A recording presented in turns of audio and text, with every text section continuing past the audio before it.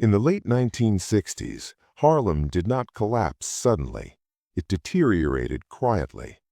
Buildings aged without repair, jobs vanished without replacement, and heroin entered neighborhoods without resistance. Every morning, bodies appeared in stairwells and abandoned apartments. No crowds gathered, no sirens lingered. Death had become routine, and inside that routine, someone was watching. He did not announce himself. He did not create spectacle. He did not leave chaos behind. His name was Frank Lucas. But this was never just a story about how Frank Lucas built power. It was a story about how long that power could exist before its consequences demanded a record. Harlem at the time was not the place remembered in photographs. It was a neighborhood adjusting to decline. Factories closed. Public services weakened. Trust in institutions, in promises, eroded slowly. Heroin did not arrive as an invasion. It arrived as an adjustment. By the mid-1960s, addiction was no longer hidden. Hospitals adapted. Families adapted. Loss became part of daily life, and where routine exists, systems form. Frank Lucas did not invent this environment. He studied it. Lucas was born in LaGrange, North Carolina. The world he grew up in was governed by hierarchy, not fairness. Order existed, but it was selective. Lucas would later describe witnessing violence early in life, events that taught him a lesson he never abandoned. Power belongs to those who control structure, not emotion, not morality. Structure. When he left the South as a teenager, he did not arrive in New York chasing opportunity. He arrived observing behavior. Who spoke freely? Who collected money? Who survived quietly? One pattern stood out. The loudest men rarely lasted. Crime in Harlem was not disorder. It was managed. Numbers rackets, protection arrangements, informal economies replacing formal ones. Lucas entered at the lowest level, running errands, carrying messages, watching routines. More important than any task was what he did not do. He did not attract attention. He aligned himself with older figures who valued longevity over dominance, men who understood that visibility invited scrutiny. From them, Lucas absorbed a principle he would later rely on. Silence protects longer than fear. This mattered because Frank Lucas did not enter crime seeking chaos. He entered it seeking order. And when order is applied to something destructive, it does not reduce harm, it organizes it. While others fought over territory, Lucas watched supply. While others displayed wealth, he tracked margins. This difference shaped everything that followed. By the late 1960s, heroin was no longer marginal in Harlem. Demand had stabilized. Addiction followed patterns. Consumption followed schedules. Stable demand creates opportunity, not for chaos, for management. Lucas understood this reality clearly. At the time, New York's heroin economy followed a rigid hierarchy. Suppliers remained distant. Middlemen controlled access. Street dealers absorbed risk. Everyone paid upward. Lucas questioned the necessity of this structure. Why accept diluted product at inflated prices while facing the same legal consequences? This was not rebellion, it was analysis. Sometime in the late 1960s, Lucas made a quiet decision. He would no longer compete at street level. He would control sourcing. There was no announcement, no confrontation, only a shift in flow. Court records later confirmed that Lucas established direct international connections to heroin suppliers in Southeast Asia. This changed scale. Fewer intermediaries, higher purity, lower cost, and consistency. Lucas did not market himself. He did not cultivate fear. He cultivated reliability. There was no gunfire, no warnings, no visible collapse. Just records, assembled slowly, unemotionally, until silence stopped protecting anyone. At first, nothing appeared different. That was the design. Lucas avoided the habits that destroyed others. He dressed plainly, moved cautiously, trusted narrowly. Distribution relied on family and long-term associates. Information was compartmentalized. Each layer knew only what it needed. This was not paranoia, it was architecture. But systems do not erase consequence, they scale it. As Lucas's operation stabilized, addiction spread predictably. Families adapted to loss, communities normalized absence. For every efficient transaction, dependency expanded quietly, often unnoticed until irreversible. These outcomes never appeared in ledgers, but they accumulated. For a time, the strategy worked. Lucas's operation expanded faster than investigators could document it. Not because enforcement was absent, but because nothing appeared urgent. Silence creates the illusion of safety. Lucas believed reduced visibility offered protection. But systems leave traces. Money moves, patterns repeat, margins attract attention. Slowly, records began to form. Frank Lucas did not seek chaos, he sought control. And for a brief moment, control appeared to work. But control creates patterns, and patterns invite scrutiny. Power does not always arrive with noise. Sometimes it arrives disguised as routine. By the early 1970s, Harlem did not realize it yet, but its drug economy was operating under a new logic. There were no visible takeovers, no public wars, no sudden eruptions of violence. Things simply became consistent. And consistency in an illegal system is never accidental. At the center of that consistency was Frank Lucas. Lucas did not rule through fear. He ruled through predictability. Where other traffickers relied on intimidation, Lucas relied on scheduling. Where others fought over corners, he focused on continuity. Product arrived when expected. Quality remained stable. Prices undercut competitors without provoking immediate retaliation. This was not street dominance, it was market control. The structure Lucas built was deliberately narrow. He avoided large crews. He avoided loose associations.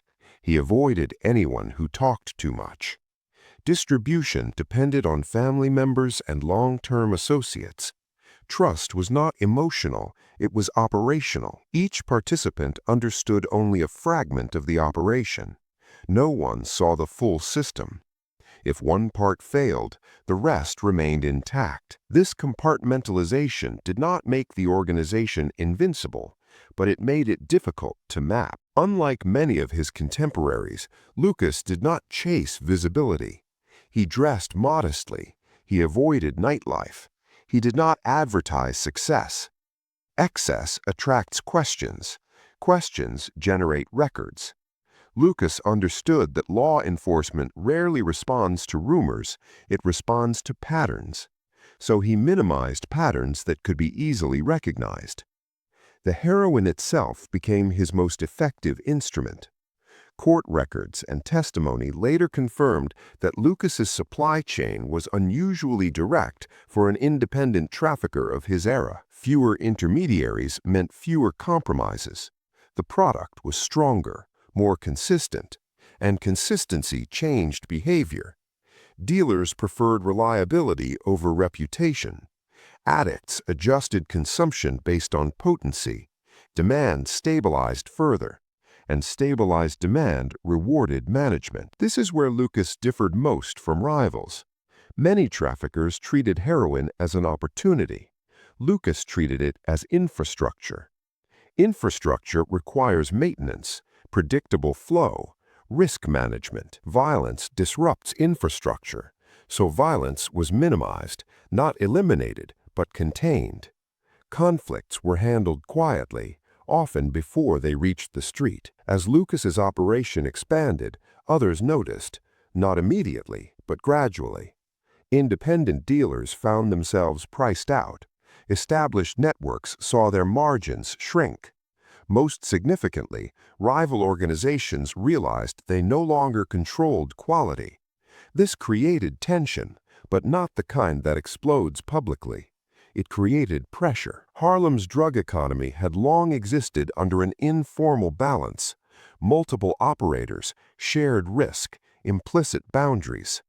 Lucas's model disturbed that balance. He did not seek dominance through territory. He achieved it through leverage. And leverage is harder to confront than force. Some rivals attempted retaliation. Others attempted imitation. Neither strategy worked consistently. Direct confrontation risked unwanted attention. Imitation required access to supply chains they did not have. Lucas's advantage was structural, not personal. You could not remove it by targeting one man, at least not quickly. This period marked the peak of Lucas's influence, not because he was the most feared, but because he was the most difficult to replace. The operation did not rely on charisma, it relied on procedure, and procedures endure longer than personalities. While street-level violence did not define this era, its consequences were visible elsewhere. Hospitals reported sustained overdose admissions. Rehabilitation centers expanded capacity. Families adapted to cycles of dependency and relapse. These outcomes were not sudden, they were gradual.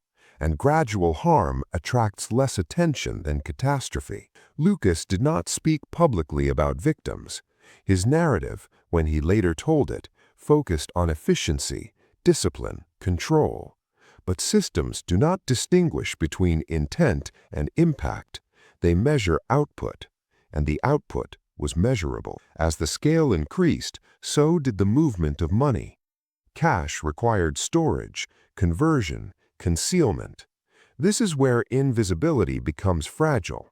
Money leaves trails, not immediately, not dramatically, but inevitably. By the early 1970s, federal agencies had begun noticing irregularities, not specific names, patterns. Unusual consistency in supply, price stability inconsistent with street-level disruption. These observations did not produce immediate action. They produced files, and files accumulate quietly. At the same time, corruption within law enforcement complicated the picture. Investigations later revealed that some officers accepted bribes from narcotics traffickers across the city. This environment delayed enforcement and distorted information. It also created noise. Noise hides signals. Lucas benefited from this confusion, not because he caused it, but because his operation was already designed to avoid attention. Still, no system grows indefinitely without strain. The more successful Lucas became, the more people depended on him. Dependence creates vulnerability. Mistakes multiplied. Associates became careless. Expenditures increased. Communication expanded. Each expansion created exposure. The very efficiency that made the operation profitable also made it legible once investigators knew where to look. And slowly, they began to look. Surveillance increased. Not dramatic surveillance, incremental surveillance. Financial reviews, informant cultivation, cross-referencing records. Nothing conclusive, just alignment. Lucas sensed pressure. He reduced movement, limited contact, centralized decisions. But contraction can be as revealing as expansion. When a system tightens suddenly, it signals stress. By the mid-1970s, the environment had shifted. What once felt invisible now felt observed. What once felt controlled now felt constrained. Lucas's advantage, silence, was eroding. The arrest, when it came, did not resemble an ending. There was no dramatic collapse, just coordinated action. Searches executed, cash seized, documents collected. The architecture that once protected him now provided prosecutors with a map. For years, Lucas had relied on structure to remain unseen. In the end, that same structure explained everything. The significance of this moment was not the fall of a man, it was the exposure of a method that proved something unsettling, that large-scale harm does not require chaos, it requires organization. Power leaves marks. Not immediately, not loudly, but inevitably. By the time the system closed in, Frank Lucas understood something he had spent years avoiding. Silence does not erase records, it delays them. The architecture he built had done exactly what it was designed to do. It reduced noise. It postponed attention. It bought time. But time, once purchased, must be paid back. Prison strips away interpretation. Inside its walls, reputation is replaced by routine. Schedules replace decisions. Counts replace freedom. When Lucas entered federal custody, the mythology that surrounded him dissolved. There were no lieutenants to manage, no layers to insulate him, no distance between consequence and action. What remained was documentation. Financial records reconstructed transaction by transaction, testimony from associates who knew fragments of the system, seizures that mapped scale without commentary. This was not a theatrical reckoning, it was administrative, and administration is relentless. Prison is often imagined as violent. More often, it is monotonous. Days repeat, weeks flatten, years accumulate without distinction. For a man who had once controlled flow of product, of money, of information, the loss of agency was total. Movement required permission. Speech carried consequence. Privacy vanished.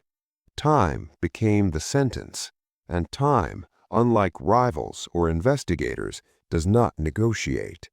Faced with the weight of evidence and the likelihood of extended incarceration, Lucas made a decision that many defendants in complex federal cases make. He cooperated. Court records indicate that his cooperation intersected with ongoing federal investigations into narcotics distribution networks and allegations of corruption that authorities were already examining. This cooperation was not a confession of morality. It was an exchange. Information for reduction, specificity for time. The justice system recognizes utility. So does the underworld. Cooperation carries a cost that cannot be measured in years. Once it becomes known, relationships change without announcement. Former associates disengage. Former rivals reassess. Protection dissolves quietly. Lucas survived incarceration, but survival did not include restoration. The environment he once navigated had already adapted. Power does not wait. When Lucas returned to public life, New York was no longer the city he had known. Harlem had changed. The drug economy had evolved. New substances had replaced old hierarchies. There was no vacancy to fill. The system he had helped organize did not pause out of respect. It redistributed. Lucas returned not as an operator, but as an individual. That distinction mattered. The transition was not clean. In the years that followed, Lucas faced additional legal trouble unrelated to his original case. Smaller charges, shorter sentences, but each encounter narrowed the distance between past and present. This pattern is common. Exit from criminal systems is rarely immediate or complete. Every return to custody erodes narrative. After cooperation, attention does not disappear. It changes form, not pursuit, observation. The criminal world rarely acts openly against those who have cooperated. It watches. This was not exile. It was limitation. Lucas lived within boundaries he did not control. Time passed. And then, unexpectedly, Lucas became relevant again. Not to traffickers, not to investigators, to storytellers. Public interest in organized crime surged. Audiences wanted explanation rather than participation. Lucas had something many others did not, a willingness to speak. He participated selectively in interviews. He published memoirs. He framed his life with confidence and clarity. Narrative became his new form of control. Public storytelling favors simplicity, a single protagonist, a decisive method, a clean arc. Reality resists this structure. Lucas's accounts emphasized discipline, intelligence, independence. They minimized collaboration, contingency, and chance. This does not render them false, it renders them partial. History is assembled from corroboration, not conviction.